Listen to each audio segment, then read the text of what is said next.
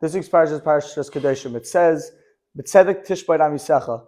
What does this mean? This means you should treat your friend righteously. So my great uncle Rabbi Yonasan Akayin Einon pointed out that the Dazakain and the Balai Tosis bring down that what does amisecha mean? Amisecha is referring to Hashem, that you should treat Hashem righteously. That whatever Hashem does is always for the good. And my great uncle brings down a story. There was a guy who was all his parnasa was with his horse. He had to go on his horse, and one day his horse went missing. So the whole town went over to him. They came over to him. I'm so sorry for you. You lost your horse. So what did the guy say? The guy said, "Efshar fakir." Maybe the opposite. No, maybe this is for the good. I lost my horse for the good.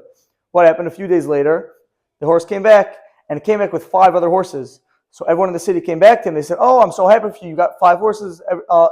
It's so good for you." So the guy said, "No, Efshar fakir. Maybe it's not the best for me for what this happened."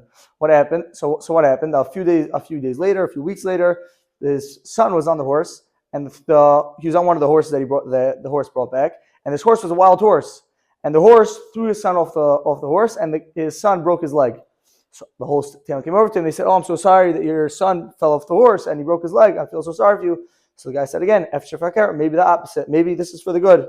What happened? A few weeks later, the Russians were drafting people to the army, and when they draft people, they're only drafting good people. So when they came to his son, they didn't want to draft his son because he has his foot broken. So they didn't draft him. What happened? Most of the people in the army got killed. So therefore, you see from this story that whatever Hashem, if Hashem does something, it's always for the good. We also know it says in the parasha, it says, "Do not place a stumbling block in front of your friend." Rashi explains it means don't give bad advice. The Sefer HaChinuch says that it means that you shouldn't give bad advice to your friend. So the Minchas Chinuch asked on the Sefer HaChinuch that if it sounds like that, it sounds from the Sefer HaChinuch that you shouldn't give bad advice to a yid. The question is that it says in the Gemara, if you give Ever Menachai to a guy, you're over the Israel like the Milchshel. So you see that it does apply to a guy.